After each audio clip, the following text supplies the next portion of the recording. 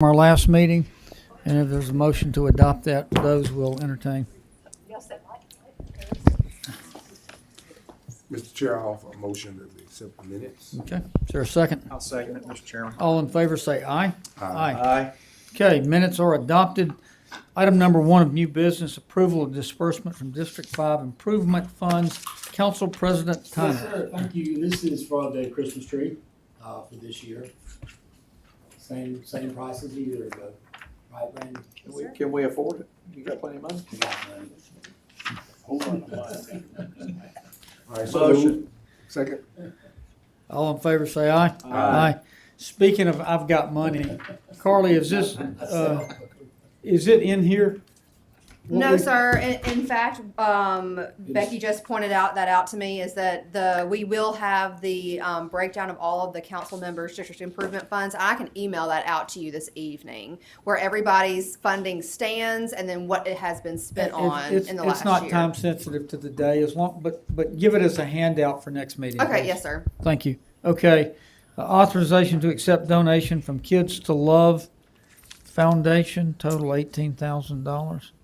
Yes, sir. If council will recall, some months ago, before the Public Safety Committee, Chief Smith brought forth an item to install what we colloquially call a baby box at Fire Station number 1. With that installation of a baby box came a donation from this foundation, Kids to Love, and for the actual box itself, and then also for installation. Oh, that's so sweet.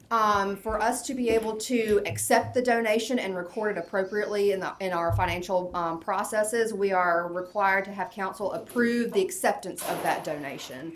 The total amount of that will be $18,000. So moved. Second, all in favor say aye. Aye. Okay, donation is accepted.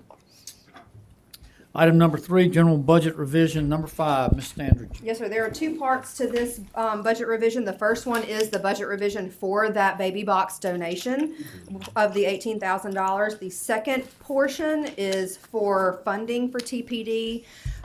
There are certain pieces of equipment that are surplus by the federal government. We will then accept them and use them for a period of time. If we then surplus that military equipment, we are required by the federal government to then use that surplus amount, the auctions amount, back into law enforcement activities. That is what this is going to be for them to outfit command vehicles and purchase of other equipment. Okay, Chief, are we auctioning off some of them $500 helicopters? No, sir, we like our helicopters. We're trying to collect as many as possible. Get more.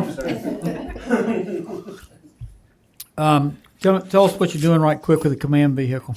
The command vehicle. And is there a single command vehicle, or we have multiples? No, sir. It's one command vehicle. It's parked at Publix during football season. It's basically, we have a major incident, we can pull it out there. We have different setups in it, from hostage negotiation to working stations for booking, bonding, and doing everything we do from that vehicle. So we actually got that from the military. We put, I'd say, roughly about $65,000 in it. It's $1 million vehicle by the time it's done, and everything we put into that command vehicle has come from the auction money.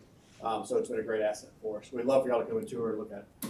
What is it, a Cougar or something similar? That command vehicle's a big, I don't know the right terminology. It's a cab and a big old thing. So it's a command vehicle. It's nice. You just The gotta look at it. I'll technical send you a picture. term. Love the I've seen it. technical It's big. Yeah, it's a big thing. You step into it. It's got a lot of good stuff inside. You can't miss it in public. But no, any, like I said, there's a Publix, but any major event we have, we park it out there. It's heated, cooled. And you can book and bond in that? Yes, sir. We do everything we need on there. Put the Christmas tree in it, kid. Have we? We have booked people. We have? Yeah, as far as doing the paperwork, the officers come in, they do all the booking, paperwork, and all that kind of stuff, and then we take them to county jail after that. But it's very useful. We still have to take them to the Yes, sir. county? We still take them to jail. We can't leave them there. Okay, gentlemen, A big paddy wagon? so this is $15,000 of funds we have accumulated through auctions of military surplus equipment. Correct. You want to outfit the command vehicle with more bells and the cab and the big thing with more stuff. When we got it from the military, it was in rough shape, so we had to sink some money into it, but we could never afford something like this on our own. So it's a great asset, but we're still having to upgrade certain things. We had to get a striping package. We had to rip the inside out, put new carpet on the walls, and make sure everything was up to par. So, but we could never be able to afford something like this if we would have bought it straight out. television screens, disco lights. It was probably Marines. Glitter. That's why it's in such bad shape. Gentlemen, are there any questions or comments? Second. All in favor say aye. Aye. Okay. Item is approved. Item number 4, is it? Let's see. 2022B warrant budget revision number 3, Ms. Standridge. So I'm gonna call this a thing too and see how far I get. This is the 2022B warrant series budget revision for the Fletcher Facility Improvements Phase 2 project that was briefed in Projects Committee. As was detailed out a little bit in projects, we are moving a few projects around that the timing will work out better with the 2024 bond issuance. To be able to free up some funding to apply to Fletcher now, and we have such great pricing to take advantage of. All right, gentlemen, this is the financial accompaniment to the functional reality that Kimberly briefed us on in projects. Are there any questions or comments? No, sir. So moved. Is there a motion? All in favor, say aye. Aye. Aye. Item is approved. Number 5, resolution authorizing renewal of the contract with Millennium Risk Management to administer the city's workers' comp claims. Mr. Woodson. All right, it is workers' comp renewal time. We are insured by the state of Alabama Municipal Workers' Compensation Fund, so we are no longer self-insured. We have a deductible of $750,000 and no cap. Where previously we had a deductible of $1.25 million with Midwest on our excess and a $10 million cap. Millennium Risk Management has submitted a bid of $450,508. That's $15,000 cheaper than we are paying them now. We are a year and a half in, and things are going well and as expected. Okay, and is that 450, Jimbo, is that the total That's premium, or is that That's the cost everything. for They administration? remit the premiums to the state of Alabama Municipal Compensation Workers Comp Fund. Okay, So that's everything. And they adjust our claims and pay the bills. That's premium plus man. Yes. Motion approved. Second. all in favor say aye. Aye. Aye. Okay. Item number 6, You'll do great to me. resolution authorizing renewal of NDAA liability insurance for Office of the City Attorney. Yes, sir, Sean. and kudos to Mr. Woodson and LaShonda. They renegotiated this with Millennium, I believe, before last year. We saved, I think, maybe around $100,000, and this is the second year in a row the cost of that's actually gone down, which is not something that comes before y'all very often. Scott, how many employees does this cover? Jimbo, do you know our total Where's employees? LaShonda? I don't know off the Just top of over my head. 1,300. It's what? Just over 1,300. Okay. So it's every city employee, correct? Okay. Including fire, police, everybody. So our NDAA insurance, this is something that I think one of the smarter city attorneys prior to my time did. Since my office handles prosecution in municipal court, we are eligible to be members of the National District Attorneys Association, so we are.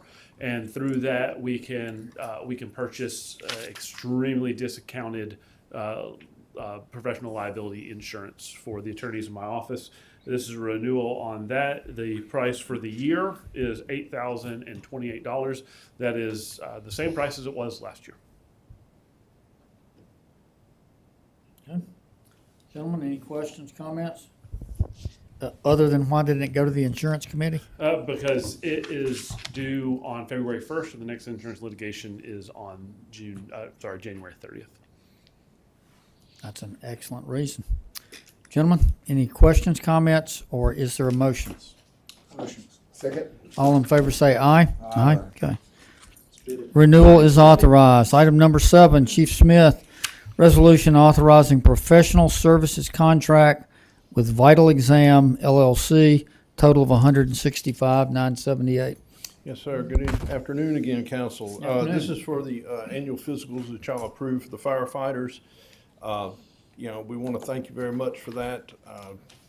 We don't receive a lot of the data back due to HIPAA, but I can say, because I've been given permission by the patients, that It did catch 3 cancers this first go around. 2 in younger firefighters and 1 in an older firefighter. That's worth $165,000. Easily. Great, and is that budgeted in for y'all, Chief? Yes, sir, it is budgeted. Right. That's a not to exceed. Gentlemen, any questions or comments? Motion approved. Second. All in favor say aye. Aye. Okay. Thank you. Item number 8. Ms. Michael, update on water and sewer billing and AMI implementation. Hello, again. Hello, again. So, briefly, I was just gonna go over some of the changes that have happened specifically since October on the billing side of things, and then just an update of where we are on the AMI side of things. So since October 16th, that's when we started rolling out our new payment system, which was Paymentus, and currently we're still using the Paymentus system just inside the billing office. It's not live on the web right now. That will be in a couple weeks. But so we have the new billing system. So each lobby now, there's the 4 lobby windows, and each of the windows now have the customer-facing card readers. And if you also remember the fees that were associated with the credit card fees, we decided the city opted to pay for those, so that the customer isn't having to pay any of those fees anymore related to paying their bills online or with the card readers when you come in the office. So we're one little step away from ready to roll that out completely to the public with the online portal. We're testing. We have you can set your bill to pay on the due date, but we're trying to see if we can set it to where you could pick any day of the month that you wanted to pay it. And so that's the piece that we're still working on. Yeah. Since October 16th, when we rolled out the IVR, which is the phone payments, we have so. There's a lot of phone time that was eaten up by customers calling in, and we were working with the customer to make the payments. We've had 1,367 payments successfully made over the phone where the customer does it themselves without us having to interface with them to do that, which saves a lot of time in the office. And then since October also, we've had over 4,000 payments with the Paymentus software, and that's the office and phone, with a 93% acceptance rate of payments. So that means that over 93% of the payments that people made with the new system were successfully processed. So 7% of them were declined due to credit cards or bank insufficiencies, things like that. And with that new system, we've collected over $443,000. So that's just since October with the new system. So we feel like it's successfully working. The customers seem to be liking it, and especially the IVR, the phone system, has been huge for the customers and for us. So one of the other big changes that have happened is we went from, so we have the 10 billing cycles, and we went from billing 10 different times throughout the month to billing the twice a month. So you either get billed on the 1st or the 15th. That's really helped with, there's still been some confusion, but that's really helped with the consistency for the customers, being able to, especially people on fixed income, but knowing exactly when their bill is due and also when to expect the bill. Why were we doing 10? Was that just to spread out the workload of processing the payments? When the meter reading system started way back with the census software, they chose 10 cycles. And at the time when that was done, the 10 cycles were pretty even with the number of customers in each cycle. And then we've never gone back and changed the cycle, so it got to the point where some cycles might have 10,000 meters in them and some might have 3,000 meters in them. And so it's made the reading process a little difficult for consistency throughout. And changing to this now to where we bill like this, it's like it builds in more time for us to go out and reread meters and not be so dependent on the next cycle, because it was working to where you couldn't close out cycle 1, you had to completely bill it through the cycle before you could start reading cycle 3. So you could only have one even cycle open and one odd cycle open. And changing the billing like that has allowed us to be able to have essentially 5 cycles open at one time. And so we can go in, and so we might finish cycle 3 before we finish cycle 1 now. And it works out. When I was elected city council in 2001, it was 10 cycles. Yeah. It's been something that's been the standard. I've asked that same question too. And I assume it was for spread loading the work, right? Yeah. Processing the bills. Yeah. Hopefully, eventually, with the implementation of the improvements that Ms. Michael and Ms. Price have been making, maybe one day we can get to that point of equalization of those cycles. The way we split it up, so it's cycles 1 through 10, and it's pretty consistent the way we do this. So the people who are billed on the 15th, if I think I'm right, is cycle 7, 8, 9, 10, 1. That's what's billed on the 15th. And then the other one is 2, 3, 4, 5, 6. And so they're pretty evenly split up now. But when we get to AMI, the cycles, it'll be much easier for us to actually change what's in each cycle. But right now, we just didn't want to change that when we know that everything's moving to AMI, and it'll be a whole lot easier to do that. So, Is that your segue into everything moving to AMI? well, coincidentally, that is what is next on my notes.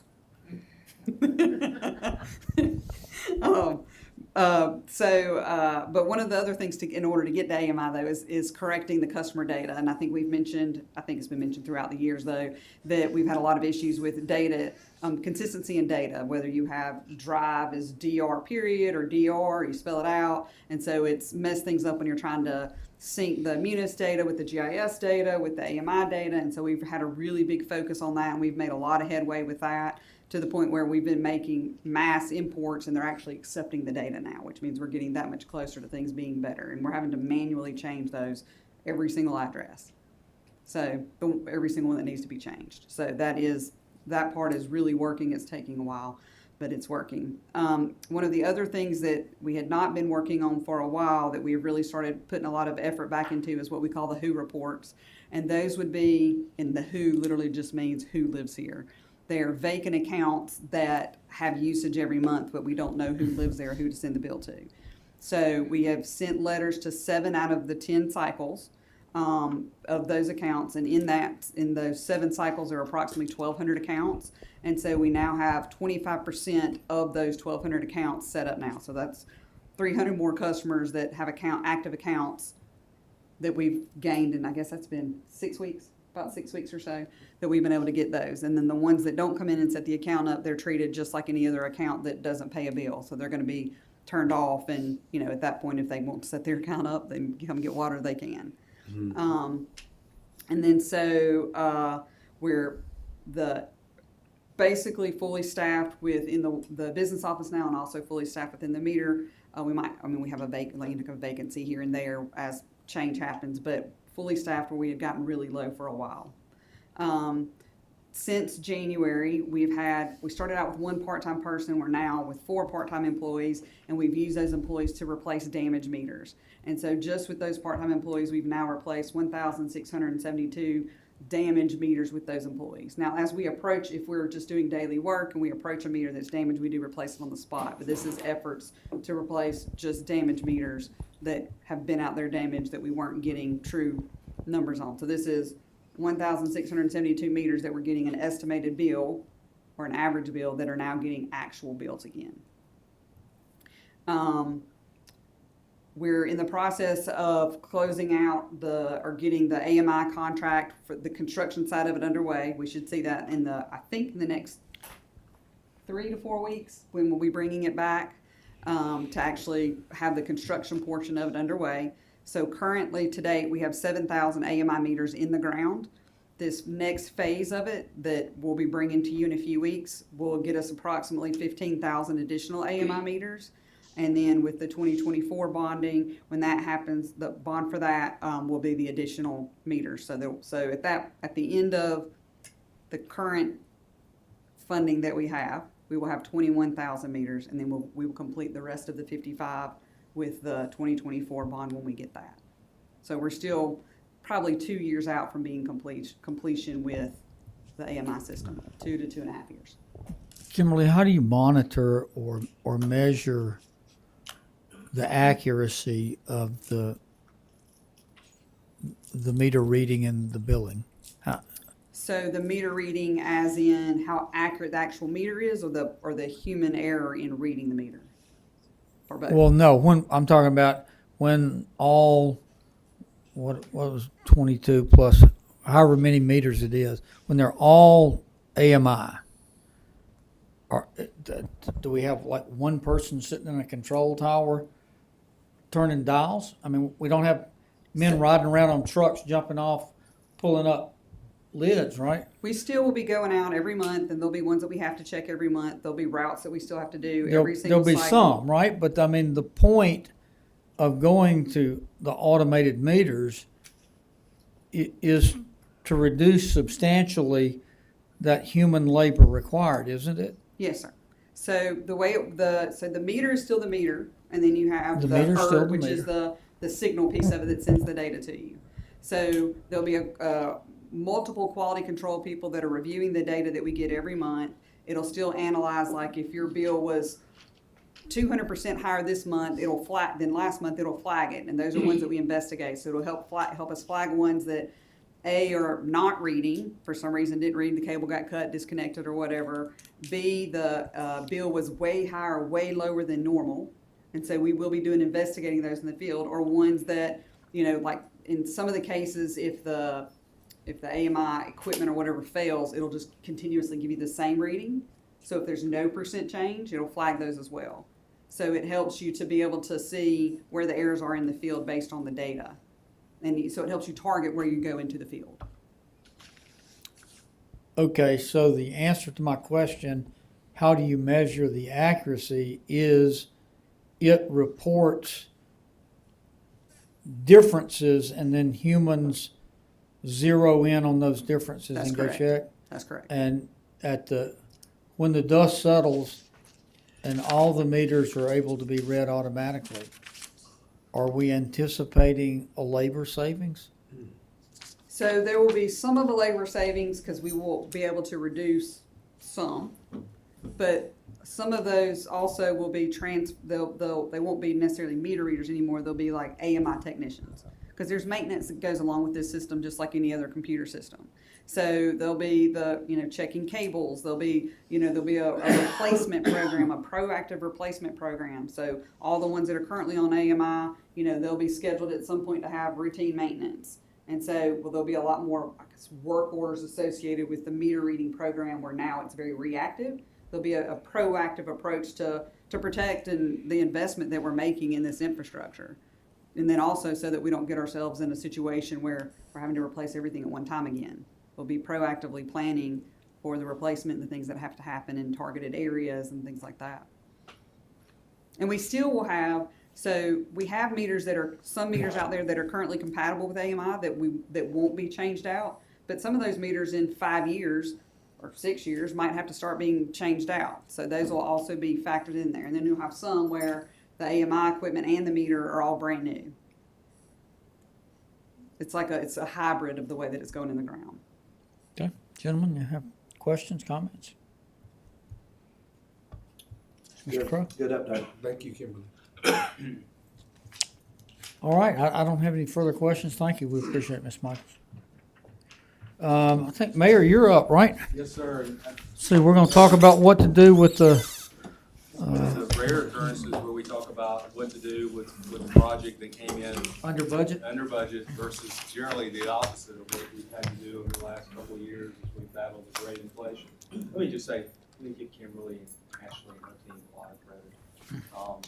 Ultimately, 2 to 3 years ago, our water and sewer billing failed to meet our standard, and that's on me, no one else. I take full responsibility for it. And we did not do what we should have done for the customers and the people who pay our salaries. I have been so impressed with Kimberly and her team. They took over, frankly, in a situation that was exacerbated by COVID and the provider of the billing going out of business without notification. But there were fault lines before that.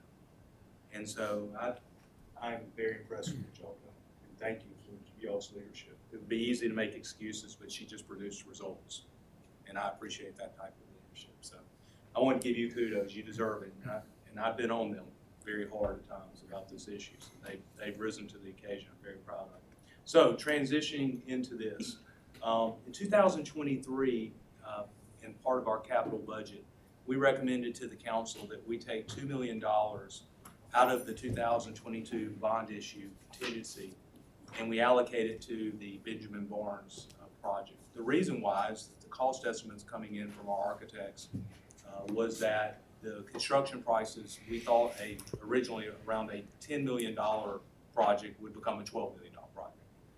Well, and it's actually, we started to see this in vertical construction.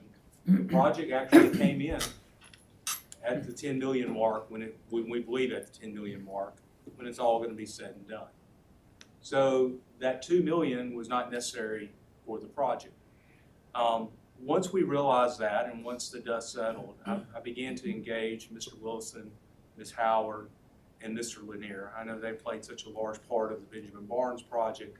I know there's certainly, other needs that they would like to see accomplished in their districts. And so we just really began a discussion about, okay, if it were possible to free up some of those funds, what type of projects could they go to that either really leverage the existing Benjamin Barnes project that's going on, or can be beneficial in terms of quality of life in their community. So today is not about asking for your approval. Today is about presenting it and then taking the 3 projects that I'm going to outline in a second and bringing them back to Projects Committee and then bringing them back to Finance. So today is just the overview, and then we will begin the segmentation and presenting it through the committee structure. So the balance that we currently have with this project is a little bit over $2 million, $2,002,500. And so the 3 recommendations that we would have with this project, they total a sum of $1.25 million.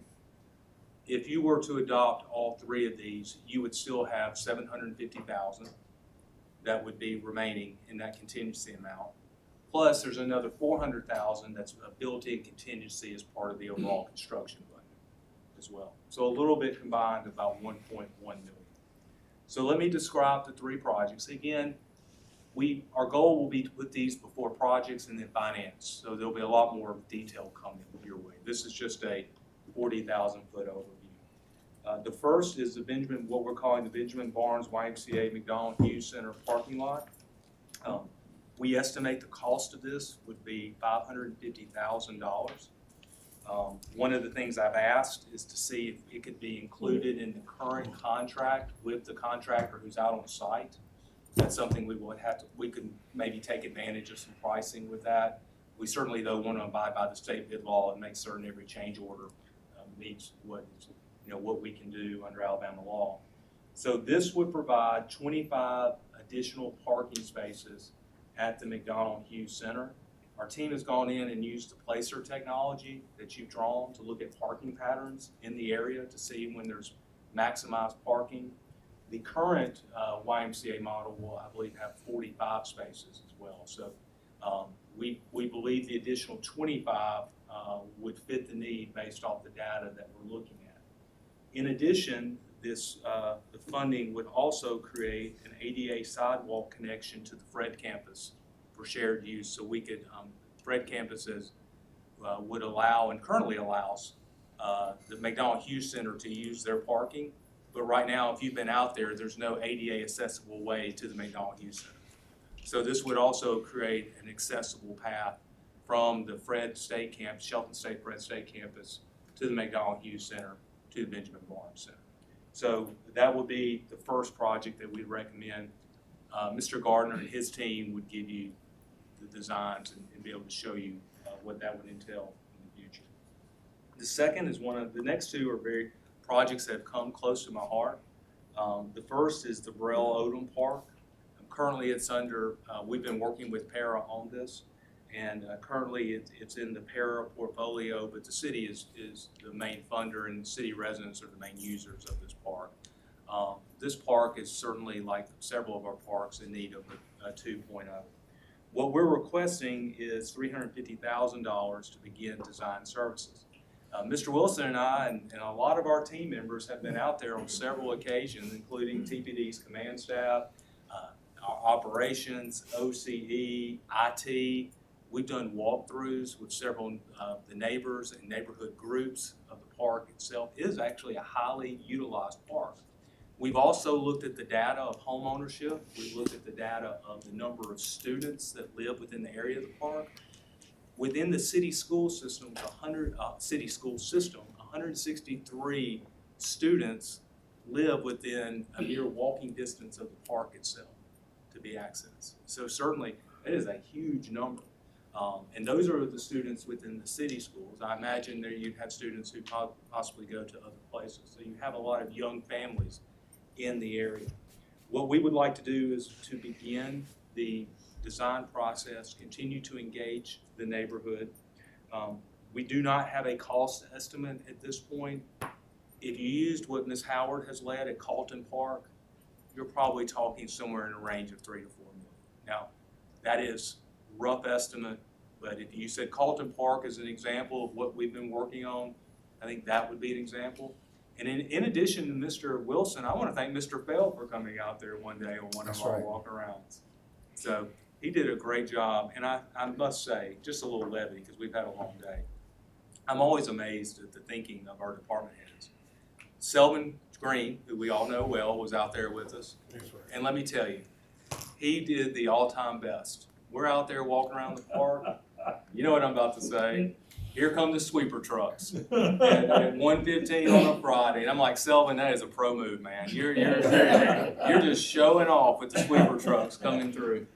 Look, and I know Mr. Wilson may want to talk about this in a second, but this is one of those exciting projects that can mean a lot to the community. And the access to, if we do this the right way, the connectivity which would be possible with the Western River Wall. The third project, and I hate that Mr. Lanier is not here, him and I have been discussing this and meeting about this, is the Springbrook Park. This park's very near to me. My parents' first home in Tuscaloosa was 110 Springbrook. And I lived there until I was 5 years old. Behind Buffalo Wild things. Yep. And some of my first memories of being a little boy was going into that park. It used to be an old golf course. I can still remember playing in the sand dunes. Meadowbrook. That's right. Meadowbrook Golf. Meadowbrook Golf Course. But it's been a park for a long time. Used to have baseball practice, et cetera, out there. But it's another park that's in the portfolio that it hadn't had a lot of attention for a long time. It's a neighborhood park, again, a large number of students that live in the area. We see, again, kind of Carlton Park, Ms. Howard has set the bar now, but we see that as a possibility. They're actually a little bit farther down the road. This project could be ready for construction sometime this summer.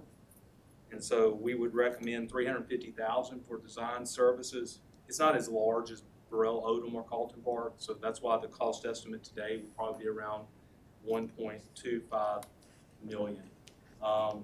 We think that these three projects fit the mold of the spirit of what we were looking at with Benjamin Barnes YMCA, but also give us the ability to, on a geographical area, place it in Burrell Odom Park, which would be west of the Benjamin Barnes site, Springbrook Park, which would be east of the site, and then on the site we get another parking benefit because hopefully, and by the way, I'm very excited to see the way that Brian Davis at Para and Jeff Knotts and Lakita Smith at the Benjamin Barnes YMCA want to work together to really utilize the McDonald Youth Center. So there's some exciting things coming. So I do think this parking opportunity would be, is there for us and we should take it. Again, there's nothing to be decided today. I just wanted to give you situational awareness so when these projects, when we start moving these in the committee structure in the weeks ahead, you start having an idea about it. And I'll be happy to answer any questions that you may have. I don't have a question, but I wanted to thank you. That methodology, I believe, works much better. And we got your email a week or so ago. Now we've kind of heard it in person. We get a chance to ask some questions and comments, then go back, socialize it with our district, talk about each other, and then get into the decision-making vote. And so I appreciate the methodology. May I, Mr. Absolutely. I just want to thank Eric Thompson and his team.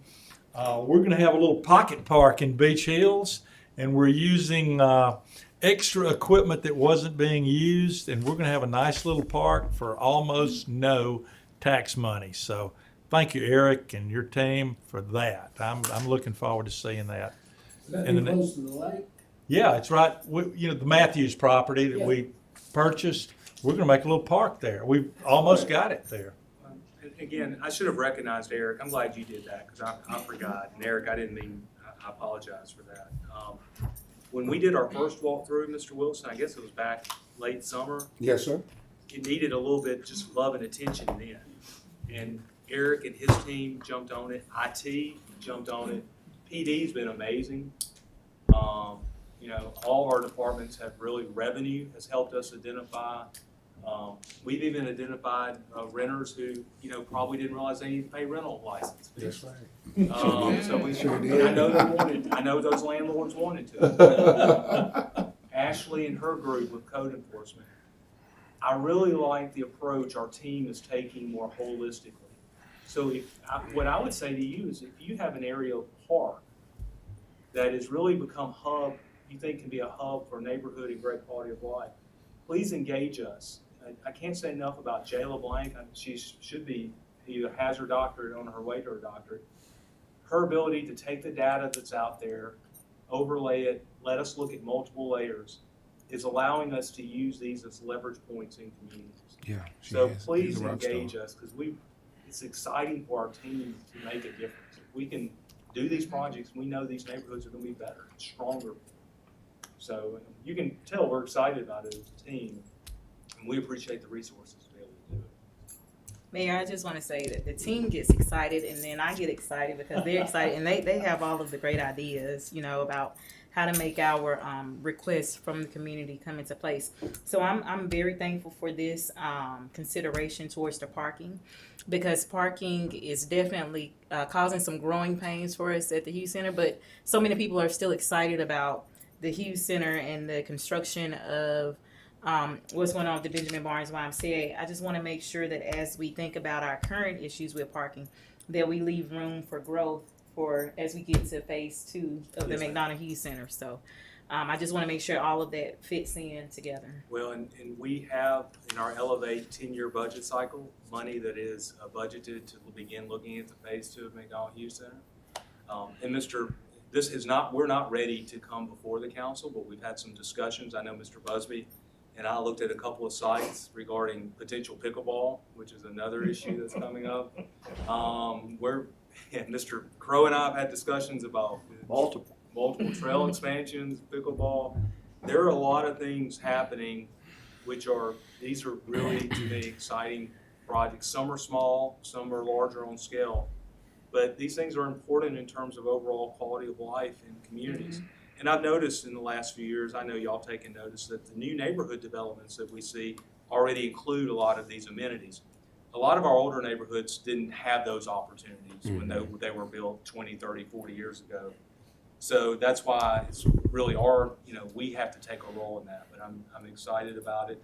The other thing is partnerships, the YMCA, Para, fantastic on all accounts, and we will be continuing to leverage those partnerships in the future.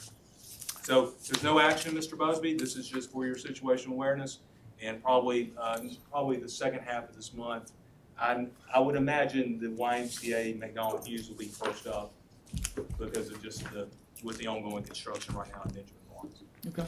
Go ahead, Mr. Mack. Thank you so much, Mr. Chair and Mr. Mayor, for presenting this project. The Burrell Odom Park has lonely. All right now. We're not going to stop believing. Hashtag believe. That's right. We're gonna believe, man. That was my contribution. We believe. Let me say that. Yes, you could have. Oh yeah. But you know, there has been conversations along the lines of neighbors and people. Hey, I'm used to music behind my sermon, so you can play the music behind me now. Please don't get them. It's been a long enough day. No, please don't No, start. no, Those arms start flailing. But let me say the neighbors and the community of the West End area have been very committed to this. And let me thank, first of all, the mayor and the staff, chief, to the street sweeper, to the person that sits in the executive office. No stone has been left unturned.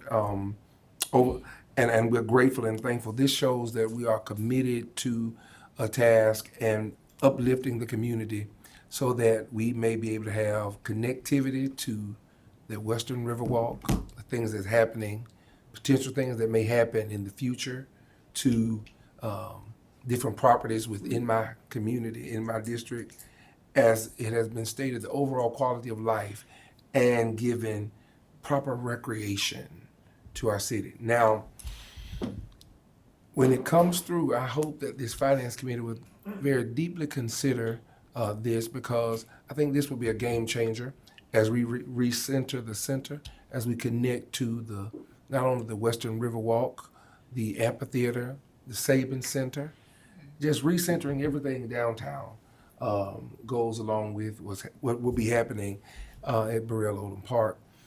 I'm looking forward to this project. This is a jump start to doing more, and I ask for your support. Look forward to getting into it. Yes, sir. Anything else? Is there any other business to be brought before finance? Okay, is there a motion to adjourn? So moved. Second. All in favor, say aye.